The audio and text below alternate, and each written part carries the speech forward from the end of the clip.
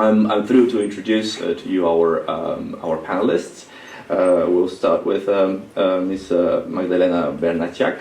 I hope I pronounced correctly the name, of course.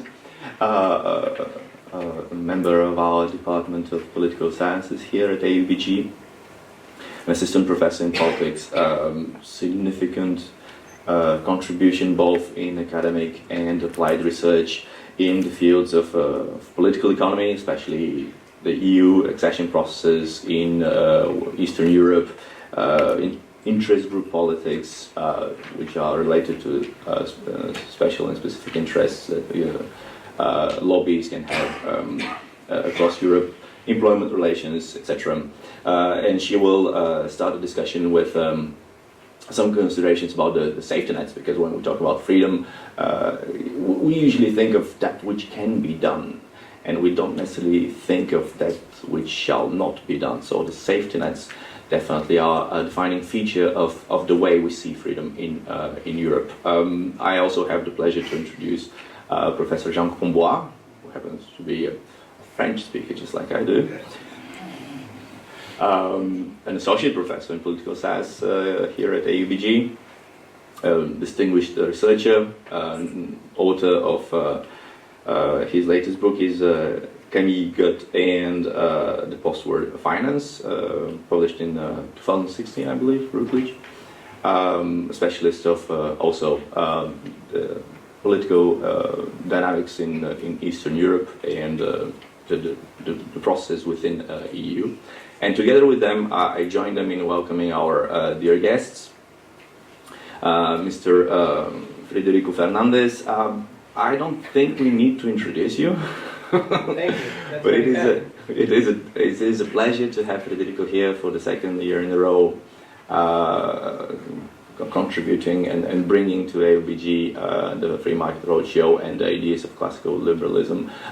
He is definitely a driving force, both in Latin America, in Argentina, and in Europe, in organizing and promoting ideas of liberalism, contributes both in organizational terms as in scientific terms to the debate. And our guest, I think it's the first time we welcome you here, so it's a distinguished pleasure to have Nima Sanandaij,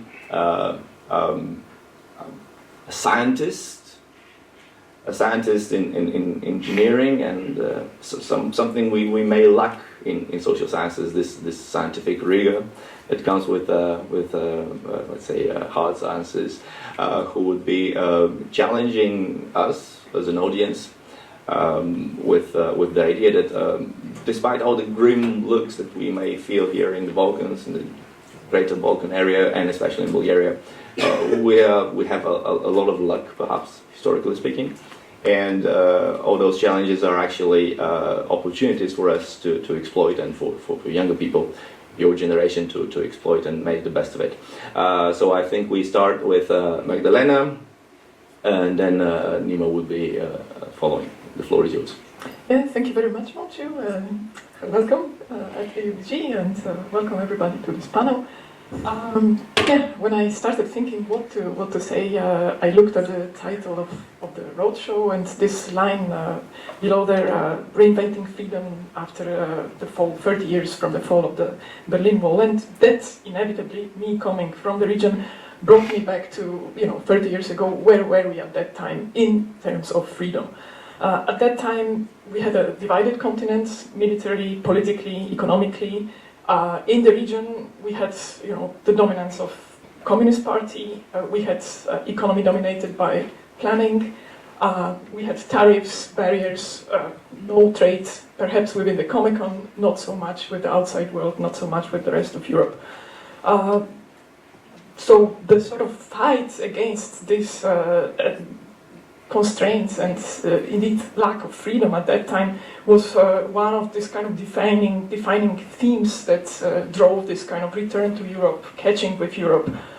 That's peoples of the region put lots of energy to in 1989, 1990. This was linked to the desire to enjoy the same political freedom, economic prosperity, and security as the rest of the continent. Security conceived both in political terms, but also in the economic terms, And I would add the third aspect of it in social terms, so social security.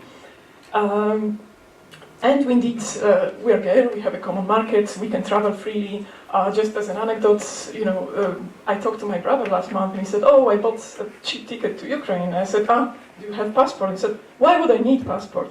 So it's very easy to actually take these freedoms and prosperity and also the idea of, we have a borderless continent, everything can move freely, we can move freely, to take it as granted. Very easy to get used to freedoms that we have out there. Okay, so when we're so free and we should be happy, why is it then that, especially in the eastern part of the continent, but also progressively in the West, we have a bit of a backlash against free thinking, liberalism, conceived in political terms? Why rise of populism? Of course, this is a very, very complex issue, so this is just one of the aspects that I would like to highlight here, given the debate that we have. However, it seems to me that, especially in economic terms, the whole transition process that we experienced in the region shifted the pendulum a bit too much in the other direction. So from lack of freedom, from all these constraints that I mentioned, we moved very swiftly to individual sort of, let's call it freedom.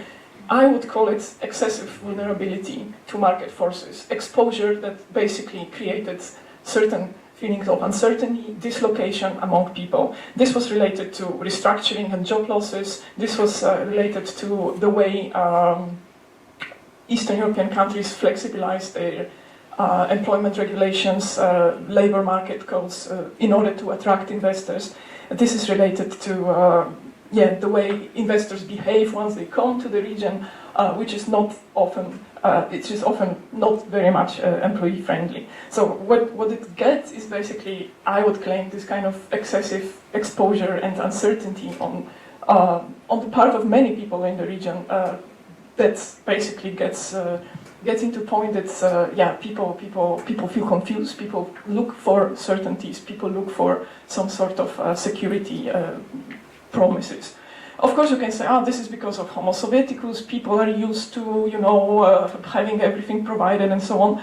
Well, I would say not exactly. If you look in the west of the continent, you see that actually, these are not all that much economically free countries in the sense that perhaps the rest of panelists would like to see it. So we have channels of interest aggregation. It's not only me as a worker vis-a-vis you, the employer. This relation will never be equal.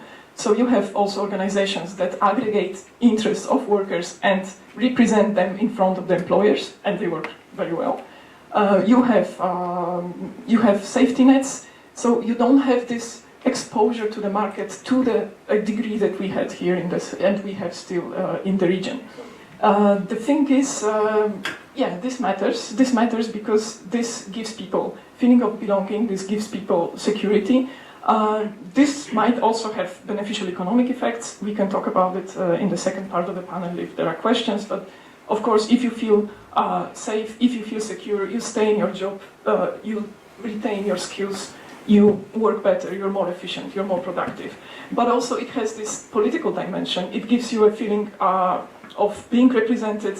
It channels your energy, sort of civic energy, into a democratic channel, this way or another. If you don't have it, you tend to look for simpler solutions. And this is what I would claim one of most important reasons in the region to actually have this sort of swift or sort of sway towards populist movements, lack of security, very much in the economic, social sense that we have in the region. I think I would stop here, and I would give floor to other speakers.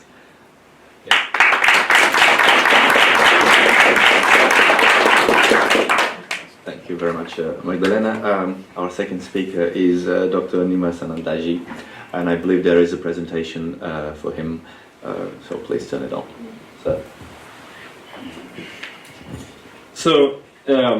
Hi, thanks. Nice being here. My name is Nima Sanandaij. I'm an engineer with a doctorate degree in polymer technology. It's my latest book, The Birthplace of Capitalism in the Middle East, which puts the enterprise and free market policies in a 4,000-year perspective. I'm the president of the think tank European Center for Entrepreneurship and Policy Reform, author of 25 books and 100 policy studies. My aim is to use engineering approach, fact-based approach to actually influence politics. I got an email, very good email last week from the White House. The chairman of the Council of the US President said that they'd used 2 of these books for the 2019 presidential report. And what I'm going to say now is about you guys. You live in Bulgaria, which is a European Union country with the lowest level of economic development. Now, if you think this is a depressing fact, you have it wrong. You have to understand one thing. The fact that you live in the European Union country with the lowest level of economic development means you have the greatest opportunities to become rich and successful. I've lived most of my life in Sweden. I speak regularly in UK, US sometimes. If you were living in London right now, and you had the same ambitions you have today, your opportunities to climb to the very top would be much limited, because their economies are not growing. Their economies are stagnating. Everything has been done. This country will become an average European Union country soon, which means the economy will not grow by 10% or 20%, it will grow by hundreds of percent. So if you embrace entrepreneurship, you guys in the room, some of you will easily become millionaires, much more easily than if you live in one of the more developed countries. This you must realize. And for this to happen, the country which has a deep engineering tradition, which does have some good economic policies, needs also to embrace more market economy and culturally leave this destructive communist attitude, if not else. Now, Bulgaria is catching up to the rest of Europe, but not fast enough. So the economy of Bulgaria is growing fast, but it should really be the fastest growing, right? Catch up. It's easy to catch up. For a country with this tradition of technology, you need to catch up faster. Bulgaria needs to be the highest growing country, easily achieved. Youth unemployment is low, good news. Need to invest more in higher education. It's good, but you need to catch up. More engineers, more IT programmers. Now, this is the Sofia Region Business Development Guide, and they're talking about the brain business jobs per capita being high in Bulgaria. I love this because my think tank produced this report, which looks at 283 European regions, 31 countries. Where do we have most people working in brain business jobs? And this is basically advanced jobs in high-tech manufacturing, research and development, IT, advanced services. It turns out that Bulgaria, per capita, has more brain business jobs than Romania, Poland, Greece, Croatia, Italy, Cyprus, and even Spain. Now, you guys used to make space food, so it doesn't surprise me, but there's some really good news. And the fact that you have this, and still the lowest GDP per capita, just shows the growth potential. You're young. For you, the growth potential matters much more than actual living standards. And besides investing in education, Bulgaria really needs to adopt more liberty. Not from an ideological perspective only, but just from a practical one. So as you can read in my book, The Birthplace of Capitalism in the Middle East, 4,000 years of human history, from Babylon until today, places that thrive have economic liberty. That's just how humans work. And this is the correlation. Now, here you have the level of economic freedom in Europe. There you have the prosperity level. The blue line shows the link. Now, most European countries just follow this very clearly. The more economic liberty, the greater prosperity.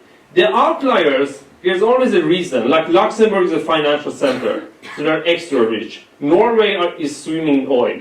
And the countries down there, they were all planned economies. Bulgaria is the lowest. Listen, look at this. Bulgaria will go from here to here. You see how much the living standard will increase? And if you shift Bulgaria to more economic liberty, it will go here. That is the opportunity. Bulgaria will grow, without any doubt, massively in the coming 10 to 20 years. And you guys can be some of you guys will be entrepreneurs, and you can probably see who's going to be the guys who are more disciplined and have more fire in the eyes. But if Bulgaria becomes more economic free, more opportunities.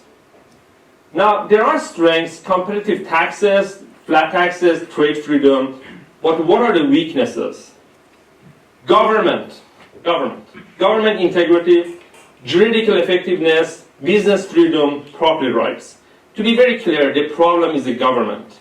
The core functions of the government, to have integrity, to have the legal system working well, protecting property, and not hindering business. You need a slimmer, better functioning government. I hope you get it, but this is the recipe for success. And the simple goal of Bulgaria should be to have the same, this is the ease of doing business score, to move towards where like Czech Republic and Poland are. Just improve the business climate a bit. Now you guys are going to be future influencers in politics. Some will become entrepreneurs, but even those guys can go in the media and demand this of government.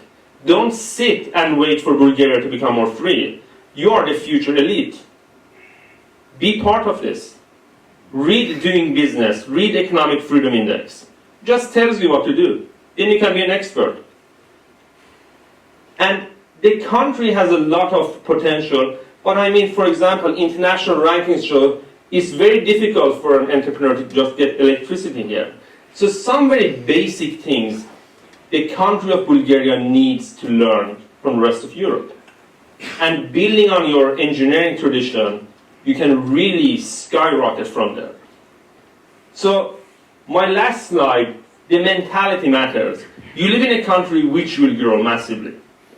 And if the country just fixes its government, just improves on it slightly every year, it will grow even more. But mentality matters. The mentality of communism is based on a zero-sum game. Communism works like this. You become the taxman, you take his money. That's the mentality of communism. Not about creating new resources, but about having the game who will get an advantage over somebody else. You need to move on to the mentality of plus-sum game, of entrepreneurship, of creating a new business. That girl is creating a new business, that guy is also doing, you partner up. You need to have optimism, you need to have energy. This goes for the entire region here. The Ottoman Empire is not ruling you guys. The Soviet Union is not ruling here. You're free, you have opportunity. Grab it and improve the lives of yourself and the other Bulgarians in the process. Thank you.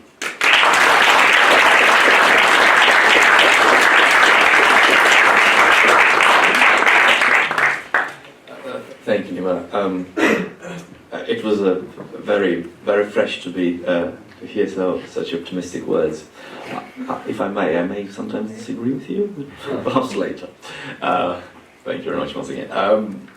I'll give the floor to, I guess, Federico, who will broaden a little bit the discussion on a pan-European, so to speak, level. I have a presentation as Oh, well. definitely. Possible? Yeah, I'll be very brief anyway. Don't worry. I've been asked to speak only for 2 minutes. I could negotiate to have 6. So I'll try to. Yeah. They were. Okay. Let's. This we already talked. Let's go here. My favorite characters, Marx and Lenin. This panel is. I'm checking the time. Good. The panel is whether Europe is a continent of freedom, and I think there are 2 things. There are, I think, 3, but I will have time to speak about 2. There are 2 things that will put freedom will put Europe in the direction of freedom, definitely, and these are very interesting developments. Like Marx and Engels used to say, they everything that is solid melts into air, and I think there are certain pillars of anti-freedom, pro-government thinking that are melting into air. We just started seeing the potential of these new technologies such as 3D printing, peer-to-peer networks, blockchain, cryptocurrencies, which are a development of blockchain, the sharing economy, and many things. And I think the acceleration of these technologies will work definitely in favor of freedom. And I want to speak about two areas of our societies in Europe. First, media. And I think what's happening with media, it's very important, and it will be very, very, very positive for freedom. This is what so-called Western Europeans. These are. I can send you, by the way, from now on, I can send you all the data of everything I mentioned. Young people like you, between 18 and 29, they are not very happy with media. They feel media is not portraying reality correctly. Particularly in important issues such as immigration. For instance, the Danish young people, 50% believe that media is not doing a good job. This, of course, will not come as a surprise to anyone, but 73% of young people, 18 to 29, they get their only source of information is online. Why is this important? Because in the online world or sphere, the domination of what used to be the legacy media and the gatekeepers, because that's what they were, is not as big as in the other parts of the world of media, and that's very, very important. Because, well, we'll talk about what's going on with information now. This is also quite tragic. 72% of young Europeans, this is a Europe-wide poll, believe that media is not portraying reality correctly. So, it's not a surprise that I see that you know him. I see that you know him. It's not surprise. PewDiePie, the most popular YouTuber in the world, he's not a libertarian. He's not anti-libertarian either. But he technically has the news show which most viewers in the world. Each video that he uploads into YouTube has like at least 6 million views. If you, sorry, the comparison is with the American media because I couldn't find with European media, but the prime time of Fox News, MSNBC, and CNN don't get combined. They don't get 6 million viewers.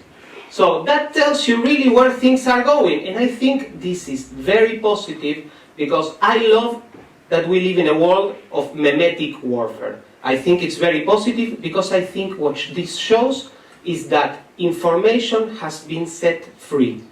The traditionals, as Max Borders says, the philosopher, he wrote, by the way, a very interesting article, and he has already published a book about this issue, which I recommend you to read. The traditional up and down chains of information and authority over information have disappeared. Information has been like lateralized. We have in this war we have certain platoons of city journalists who are armed with cell phones. We have social media. And centralized media will never be able to overcome decentralization and freedom. It's true that disinformation is also free, but I prefer to live in an environment with an open debate, and I think truth will prevail in that environment, or will have better chances than in an environment with gatekeepers. And I think this is very important. And the second thing, very quickly, education. Why do we separate, for instance, religion from the state? Because we want to separate the important things from the state. Religion, I believe, is very important. That's why it has to be separated from the state. The same as money. Money should be separated from the state because money, well, definitely is very important. Science should be separated from the state because science is very important. I think the same is happening as we speak with education and with knowledge in general. And this is also a very good news. For instance, for starters, how we will work, how we are working now and how we'll work in the future is going to change, and probably people will change career paths throughout their productive lives several times. This will mean that you will have to acquire skills and learn throughout all your life. This, of course, will mean a reconfiguration. And the traditional institutions of education will face a challenge and will face more competition, and this, I think, will bring a better solution for everyone. Silicon Valley, for instance, and I'm not speaking of small companies, they are not demanding a university degree anymore for future employees. This tells you something. Please, I'm not advocating for you to drop out university, but this tells, particularly here, they will kill me. But this tells you something. Peter Thiel, by the way, he is advocating for people to drop out university. He created a special fund in which he gives you money in order to start a project and become an entrepreneur, skip or postpone your university studies. But this is what I care more. Jordan Peterson is definitely thinking of opening an online university basically to teach humanities, which I think we can all agree that they have been hijacked by Marxists and leftists everywhere. And he wants to teach people basically to speak, write and think. This is very important. And the other thing that Peterson emphasizes is that his university is going to be extremely cheap because on the online alternatives will drop costs dramatically. Regardless of what he does or he doesn't do, which I really hope he succeeds, I think when we find ways to accredit the knowledge that we get online, education and knowledge will be totally transformed for the better. It will be a change, a cultural change, I would say as important as when the printing press was discovered. And with this I finish and we can talk later in the Q&A. Thank you very much.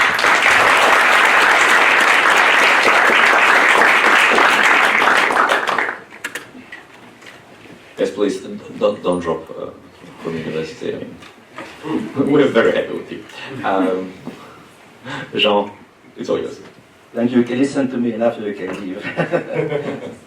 I mean, as a political scientist, I will maybe change slightly the focus. And maybe I can relate to what Nina said. Is the importance of citizens, importance of active citizens. I mean, entrepreneurs are very important, but the quality of kind of government is also very important. The quality of the rules, the quality of the legal frameworks are also important. And in this respect, I think in Europe, we're still quite fortunate because we live in a continent that by any comparison is doing quite well. And I think that one should never take for granted when one speaks of freedoms, because I think it's an ongoing struggle, and there may be temptation by a lot of people, institutions, to eventually to limit a kind of people's freedoms. But actually we're quite lucky in Europe. We have a multitude of instruments, of legal instruments, that are actually, if they play their role fully, are there to protect our freedoms. They can be our national constitutions, they can be the European Convention of Human Rights, and they can be the EU. So in that respect, we are quite fortunate. But we should not take things for granted. We have countries in Europe, think about Russia, for example, hardly a country that would rank very high in terms of protecting people's freedom. Russia, for example, I don't know if you heard about that, but had the project of cutting the country from the internet. They have a contingency plan that eventually, if a crisis occurs, they will find a way to cut the internet and, of course, to deprive people access to information and to the free access to information. A country outside of Europe, like a kind of China, is also doing the same. We also have countries within the EU, like Hungary and Poland, when there are serious issues. Also countries like Romania, countries like Bulgaria, for example. One of the main concerns now in the country is the freedom of the media. Because once again, I mean, whether you're using internet media or whether you're using printed media, there are also concerns in terms of the higher concentration of those tools.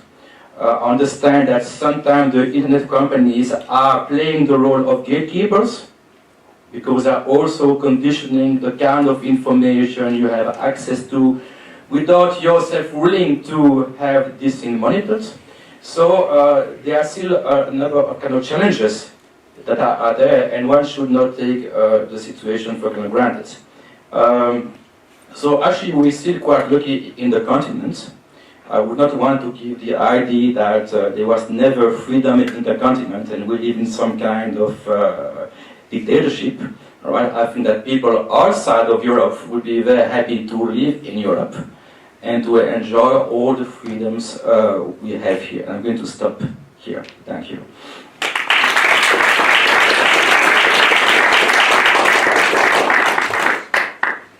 Thank you very much to all of you. Indeed, the very answer to is Europe still, or has it ever been a continent of freedom is quite difficult. So the audience is of course more than welcome to ask questions, and I'm certain that our panelists will be happy to answer any questions. So don't be shy. Please. I have a question, directed to you. You may need the mic first. Oh. Thank you. I have a question directed to you, Mr. Nima. Sorry, I can't spell your name. Sanandaij. Okay, Sanandaij. We have a lot of smart people outside of Bulgaria, but they're outside of Bulgaria. How do you get these people to move in the country and work for the country, for our interests? Okay, so I'm born in Iran, that's why I have a Kurdish last name you can pronounce. Iran is similar to Bulgaria. Like in Sweden, me and many other Iranians, we grew up on welfare and foster homes, but are actually the most successful young group as entrepreneurs, as students. And it's similar to Bulgaria, you also have your poor country, you have an engineering tradition. So I see similarity. Don't try to get them back. Stay here and develop the country, and then work with them. Let me just tell you how you can become rich. What do you studied? Economics? Political science and economics. Okay. So go and find engineering students and IT students now, tomorrow. Make friends with them, make a network, then you go to Stockholm, London, wherever, and you can use the fact that Bulgarians live there. It's not going to be easy, but you go and basically say, hey, to the companies, I can outsource some of your work, it's students, but you're the best students of engineering, and here are the facts how good Bulgaria is. You can just start a business, outsource the work of the companies in London to these guys. You'll become rich, they'll become rich, you just add knowledge. Just develop. And as you develop, link to the Bulgarians abroad. They're your link abroad. So you don't have to get a diaspora moving home. They're a resource for connecting to the global economy. That's how I see it.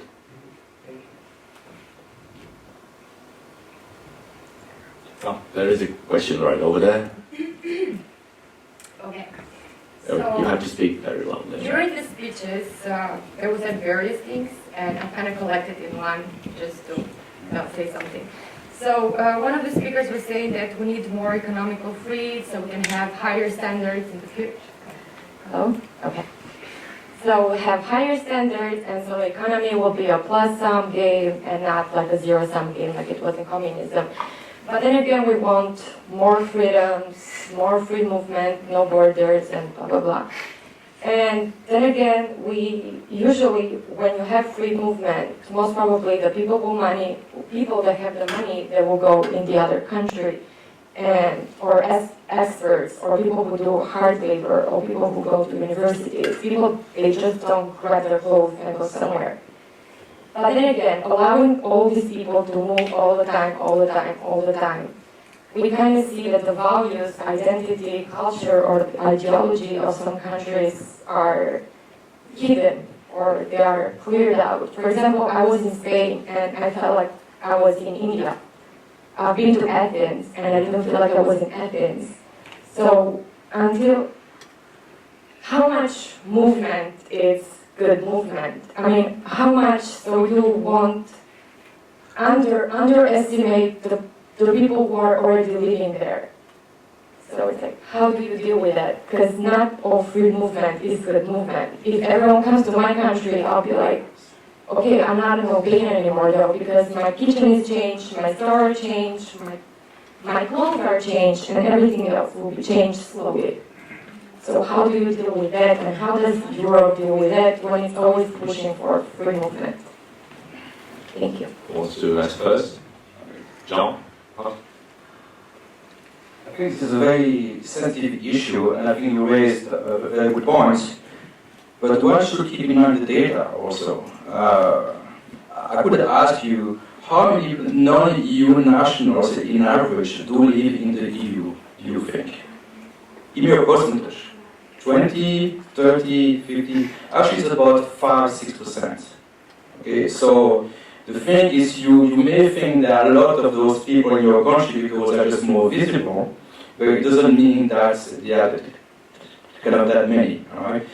Also, and on the more optimistic front, one always talks about Bulgaria, people living in Bulgaria. Nobody talks about people coming into Bulgaria and creating businesses. I can tell you it's not a massive movement, but I know quite a few French nationals, Dutch, Belgians, Spanish. They just realized that actually Bulgaria was not such a bad country after all, and they could develop quite successful businesses here, and having clients in the western part of Europe, and actually do quite very well. So I think that at the end, and it will take a long time, all those things will tend to equalize. There will be people leaving, but also there will be people coming. So I work a lot with public policy research in Sweden, and one of my latest books is about crime. Sweden used to probably have the lowest crime in the world, more or less. Now, unfortunately, every day there's something in the news. Somebody got shot in the street, somebody was a witness, they killed him and his wife. So I mean, they have a huge grenade attacks in the streets. And of course, I'm a Kurdish immigrant in Sweden. It's immigrants, right? And they're trying to not talk about it. And doesn't make it go away. Obviously, there's a big issue with massive immigration from poor countries. Because, like, people who come from a country where violence is very common, they come to an advanced economy. What are they supposed to do? They can't get jobs, many of them, and and then the system is soft, so you get crime. So definitely there is, free movement is an issue. Free movement, you can't really have it from poor countries to rich countries en masse. So that's definitely true. You could have rational immigration policies. For example, you could say, okay, we allow like the young girls of India who are studying hard to come. Because in India they beat the young girls, and these girls are studying, they're not going to do bad things. I think that labor migration is very strong force, but kind of welfare migration that we're seeing in Sweden and Germany is kind of leading to a social collapse. And the next time the economy goes down, these northern European countries, mostly Sweden, they're going to have massive problems. So yes, but free markets and free movement are not exactly the same thing. And another part of this is you don't need to give citizenship to everybody. Like, there are hundreds of millions of people in Africa and poor countries like India who want to become citizens of European countries. They don't come to Bulgaria, but soon enough they will. You don't have to give them citizenship. Citizenship is a club, and you can, restrict that. But you can say, hey, come here and work. I think that's the key. And maybe not give generous welfare to people from other countries, but say you can come and work.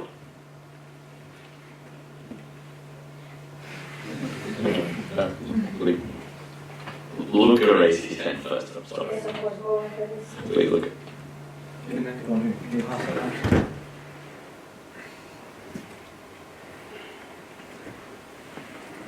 So, my question is that because all this, we were talking about this bright future of more tech, more automation, my idea is that all this automation that keeps growing, the AI, the tech, everything, they will soon, quite soon, in 20 years, in 30 years, some of the time frames, for example, that you were talking about for Bulgaria, they will be out-competing programmers, some doctors, some in the driving sectors.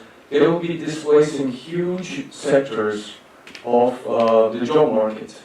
So more focus will be placed on people that are working in more cerebral sectors like programming, etc. But not all people can work in those sectors. So what is the Austrian Economics response to such changes in the future of huge sectors, of huge parts of the community just being disenfranchised and having no value as workers? How do you combat this arising issue? Thank you. This is the question of the whole panel. Federico Fernandez. Thank you for your question. It's a very good question. A couple of things. Firstly, I think there's a lot of, I'm not bringing up you, of course, but there's a lot of paranoia regarding, there's a very good book which I always recommend by a historian and journalist named Arthur Herman about the idea of decay in Western civilization. It's not all the Western civilization, it's just the last 200 years, but he shows how the pendulum of having decay as, you know, as almost a world view has switched from the right to the left. And the greatest example of that is the eco-pessimism, you know, the environmentalism. I don't know if you know, and I'm sorry to tell you, but the world is going to end in 12 years. Alexandria Ocasio-Cortez, the shining star, has so I'm sorry, you're quite young, but anyway, if we survive the ecological apocalypse that is coming, I think what economic history shows so far is that the more technology we apply, the more jobs we have. It's not that jobs are replaced by other jobs. We were talking to Nima yesterday at the car when we were coming from Bucharest. That we were coming from Bucharest yesterday. We travel a lot. That, you know, there's this company Lime that rents scooters in many European cities, and you can work as a juicer for Lime. And a juicer is someone who at night gets the scooters and charges them. You know, they get paid for doing this. Who would have thought of that job? I don't know, 3 years ago. Really. So we shouldn't be so pessimistic. And the other thing that we forget is the following. It's very important. All this automation, the other thing that is going to bring is a dramatic lowering of the costs of living. Costs of living is going to tend to zero. So these are very good news that we have. Imagine that I tell you, you will go, you know, you will have a robot that will cure you, you know, whatever disease you have. That's great news. It's not, oh no, but what about the nurses and what? Well, they'll do something else. There's not. We shouldn't be so afraid. I think there's too much paranoia, and I think the introduction of technology so far has produced the opposite effect: more jobs and much better standards of living for everyone.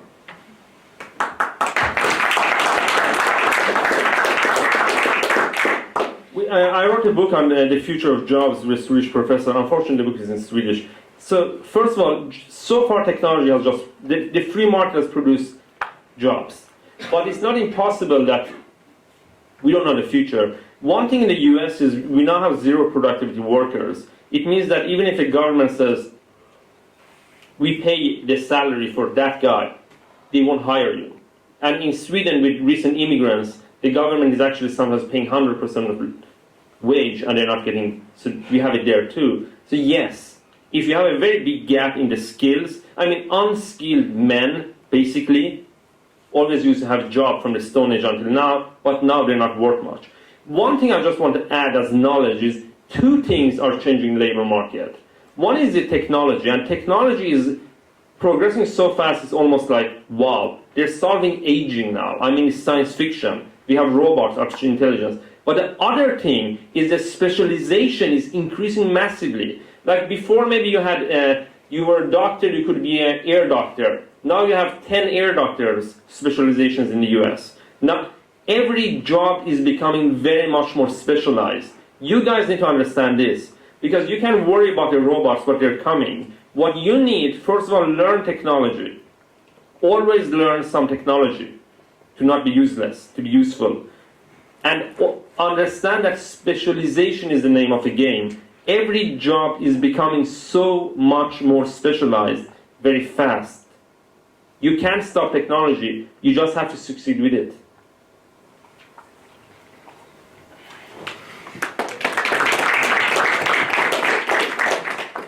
No, I very much agree that, yeah, this is progress. We go there, we won't stop it. However, how we deal with this, perhaps I would add to your interpretations a bit. So, in the short run,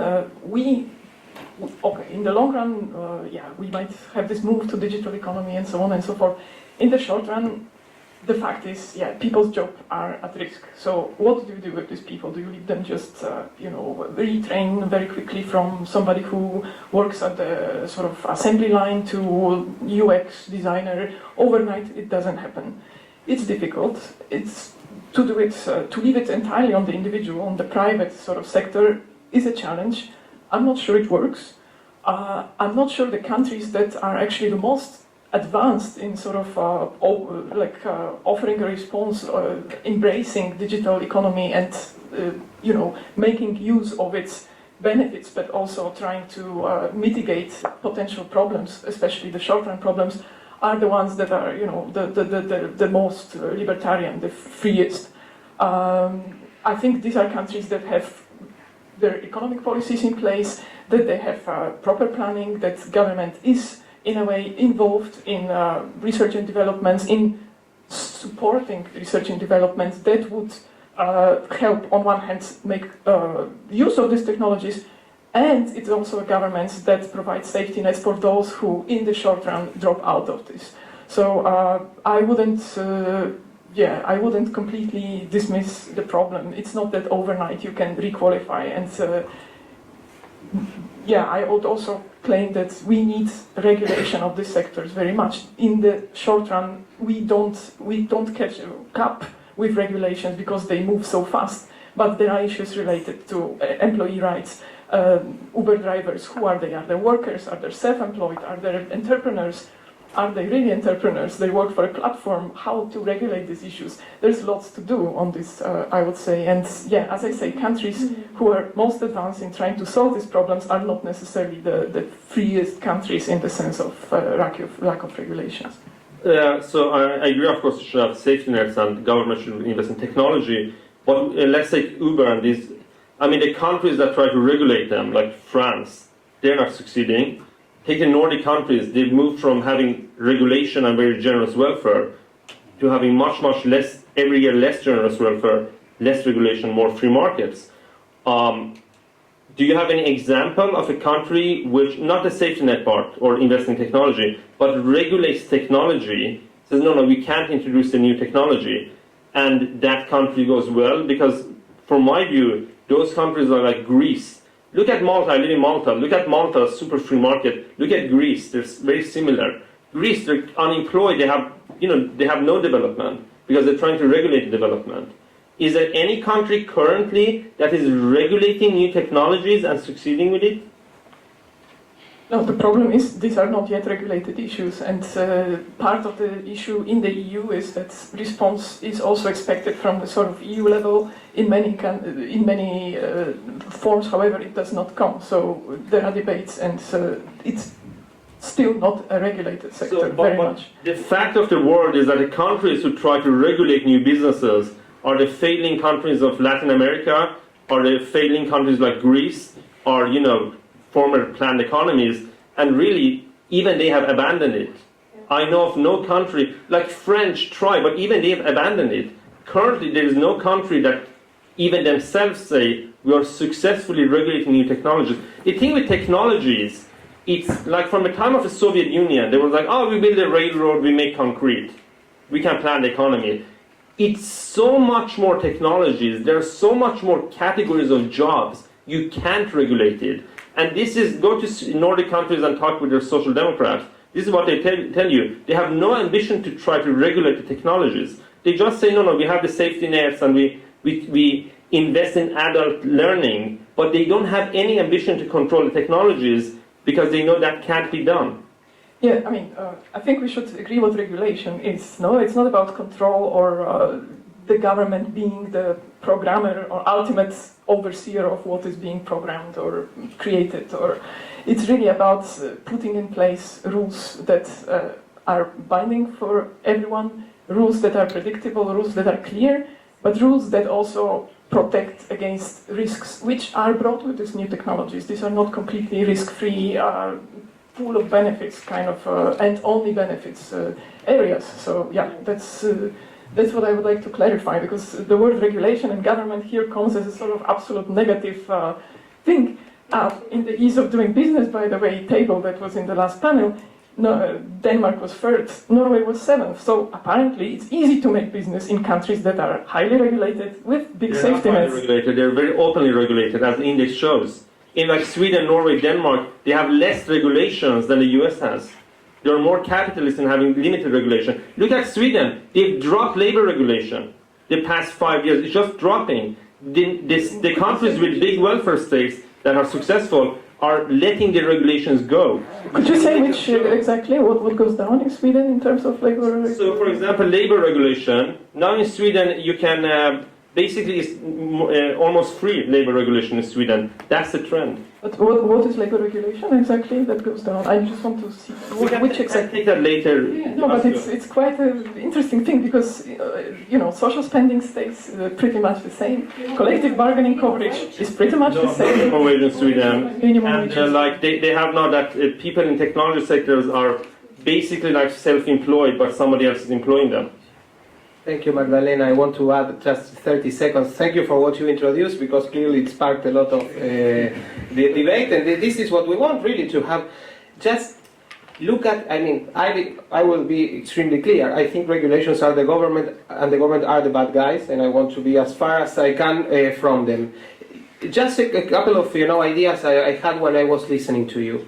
You mentioned the example of Uber. Uber is extremely interesting. Uber is a new technology, basically an app which is the result of a lot. I read, by the way, there's an amazing book about Uber named The App Starts. I recommend everyone to read it, by Brad Stone. It's a combination of lots of technologies that have nothing to do with the guys who invented Uber. Cell phones, 3G networks, that you have a GPS in your phone, etc., etc. All that allowed Uber to exist. But why also Uber exists? It exists because, apps or whatever are still in a legal vacuum, what regulators hate. And thanks to that, we can have so much innovation there. When you find, this is an example that John sometimes uses, how many health and fitness apps there are? Hundreds of thousands. How many pharmaceutical companies there are? 4 or 5 big ones. Why? Because regulation has strangled the innovation there. And the other thing, look who was under the other regulation and how successful they were. The natural competitors of Uber are the taxi cartel. I don't know how cab drivers work in Bulgaria. I can assure you that in Argentina, in New York, in almost everywhere in the world, in Rome, in Paris probably, they are not like the nicest, most trustworthy people that you can find. Thanks of the regulation that basically allow them to do whatever they want. And when you see that, difference between what Uber is, that makes us safer, the difference is unbelievable. And as an anti-regulation, anti-government person, I say, I want more of this, please. No more government, no more taxis. Give me Uber, give me Taxify, give me Cabify, give me wherever it's available, and I'll pick the best one. Thank you.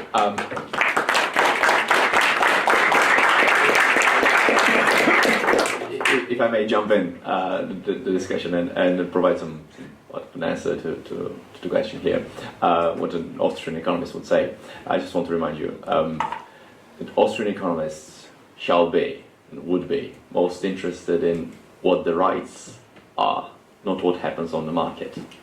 That which happens on the market is the result, sometimes not the desired result, of a proper or improper definition of rights. Now, when we say rights, we necessarily go with commitments, obligations, and all the efforts we do as individuals to fit in our society. So this is a very, very long topic.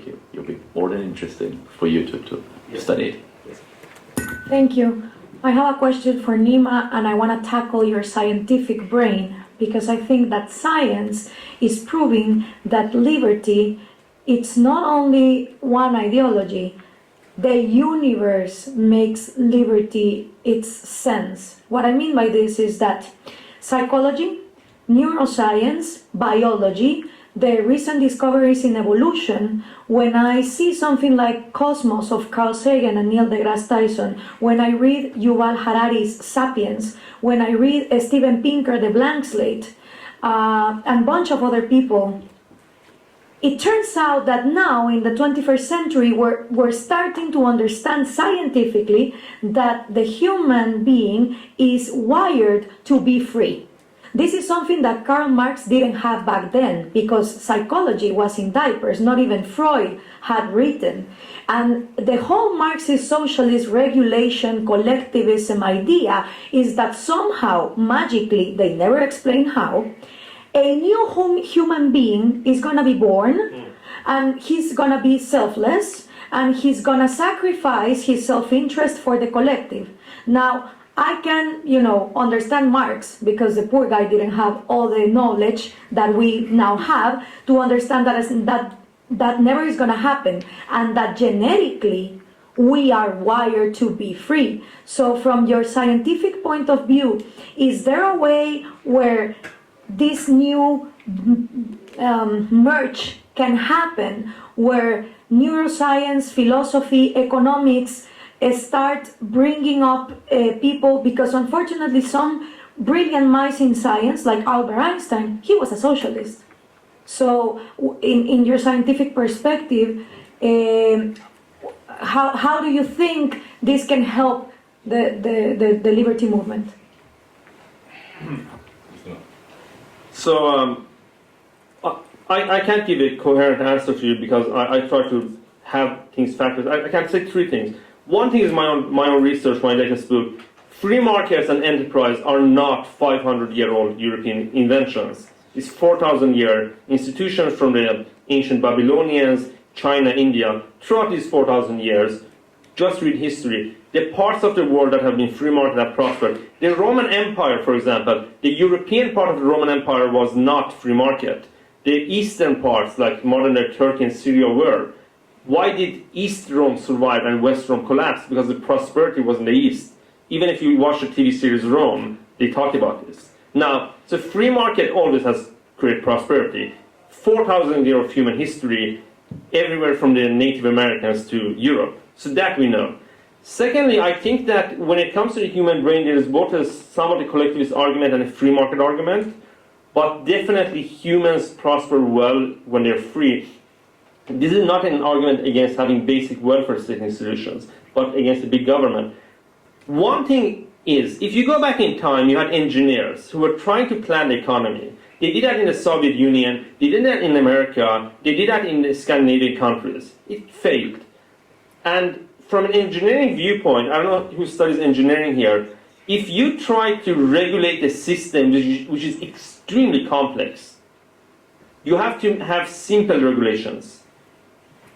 Because if you have a new technology and the government goes and tries to stop it, it's crap. There are so many new technologies.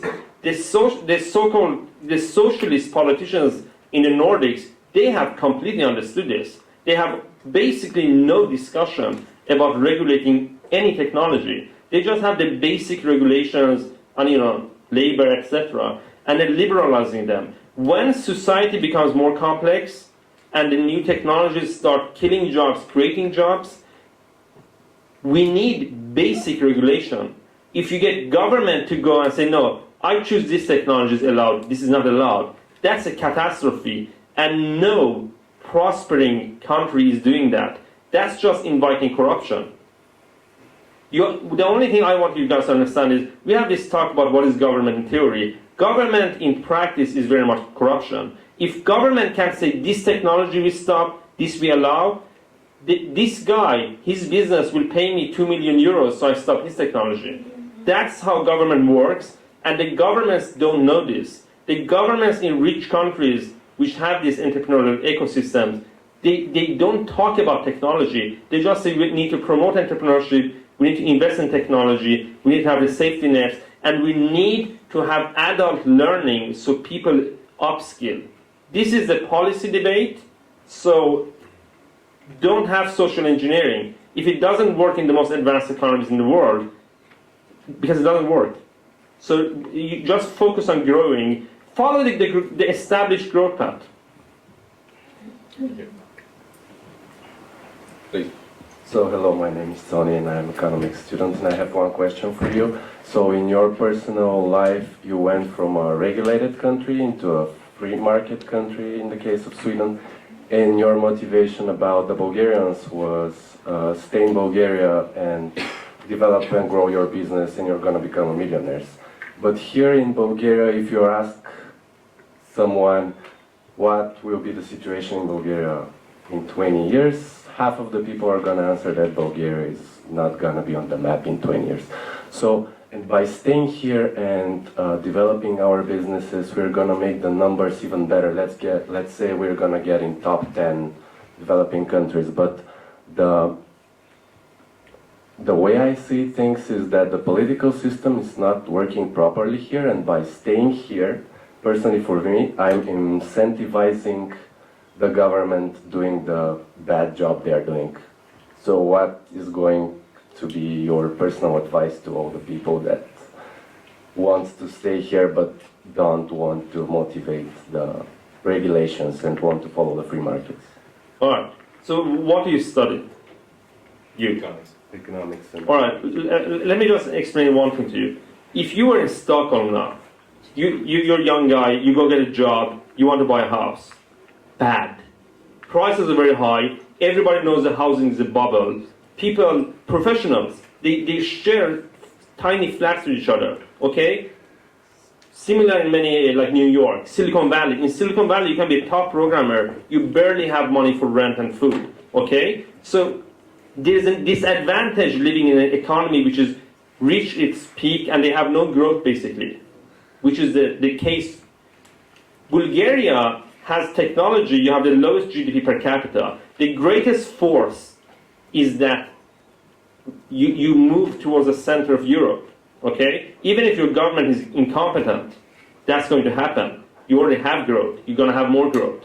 But that's if you become an entrepreneur. If you become an entrepreneur, believe me, it's much easier becoming an entrepreneur and making a million in Bulgaria with the transition which will happen than going to London, for example. They're just Brexit, the bubble, they have bubble economies and they have so much competition. You can work 16 hours a day and it will take you years to buy an apartment, then it will crash, half the value will go, okay?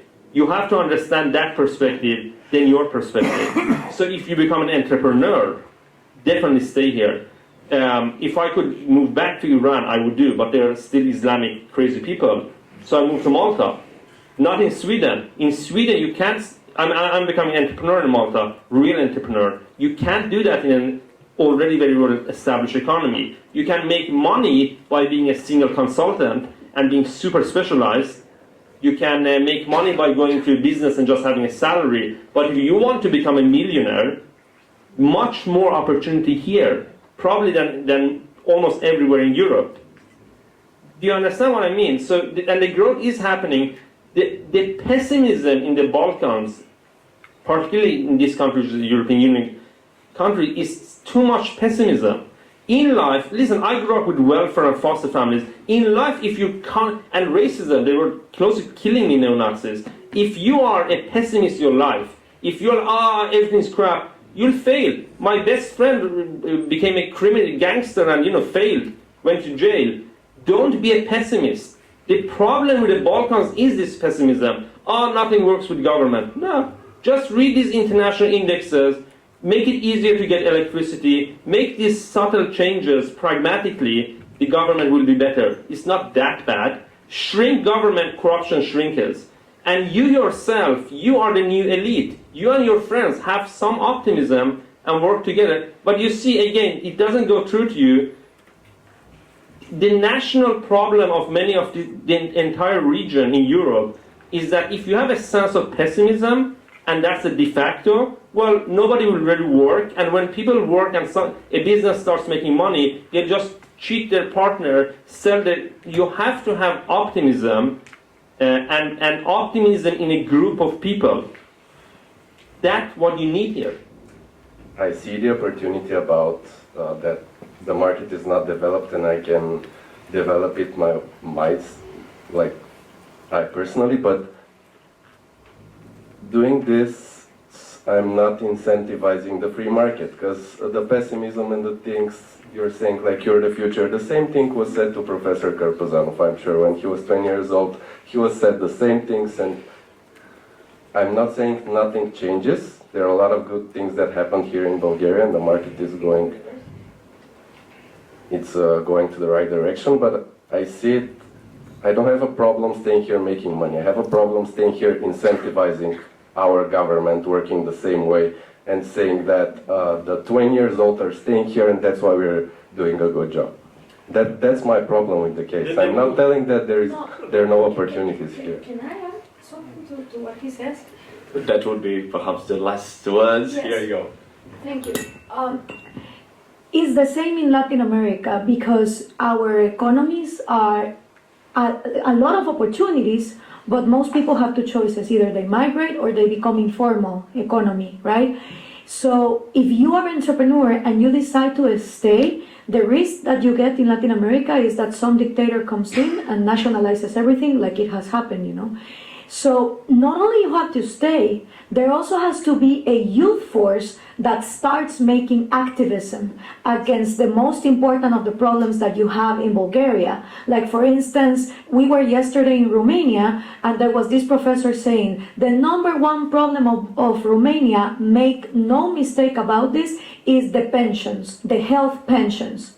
And if we don't tackle the health pensions for the old, this country is going to collapse. It doesn't matter. So if you decide to stay as an entrepreneur, there also must be a young group of people who start making activism and giving headaches to the actual government. And you can start by 2 or 3 points that you say, this is the major bureaucratic obstacle for progress in Bulgaria. It could be anything, I don't know. It can be health policy, it can be security, whatever it is in your own local thing.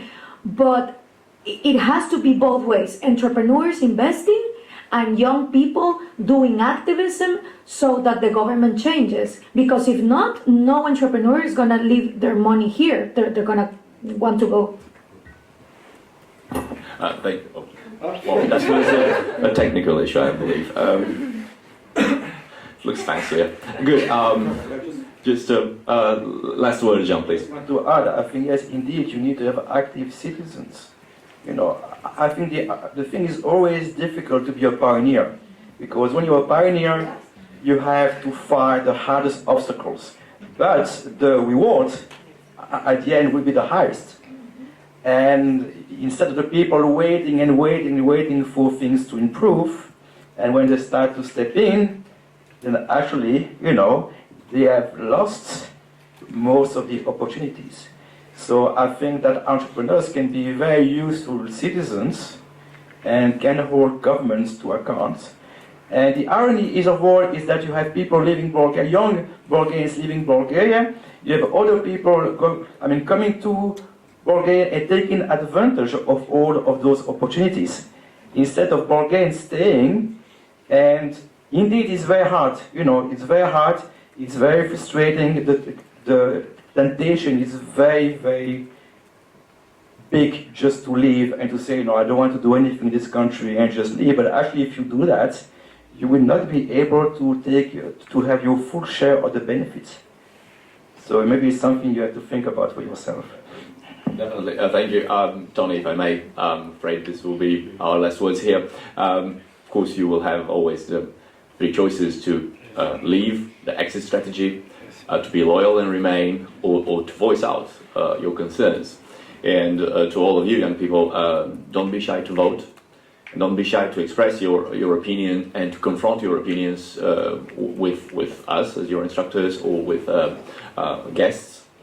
And perhaps we have as a generation slightly older than you, we have this debt towards you that we benefited in a naive way, perhaps 30 years ago already, from this enthusiasm of the wind of change, of the triumphant liberalism and freedom across Europe. And we were perhaps not as careful as we should have been when it comes to the entire transition period and to the delicate network of institutions and institutional changes which were taking place and which result now in some parts of Europe, mainly here in the eastern, southeastern areas of Europe, and in some significant, perhaps, disappointment from what we see. It stresses, of course, all those conversations and these discussions we had here, stress the fundamental opposition between what one may call the closed society and, of course, the opposition of the open society. Obviously, it is the definition of Popper. This struggle between the closed society and the open society will always be present in our societies, in our communities, even within ourselves as individuals. We will naturally, spontaneously be looking for the security and the safety net, which makes our basic living predictable. And at the same time, we will be willing to tackle new challenges, to prove ourselves to ourselves in our own eyes, and of course to the other members of our communities and societies, so that we can, climb up the ladder of social and, of course, financial recognition. I want to thank you once again to all of you, our guests here.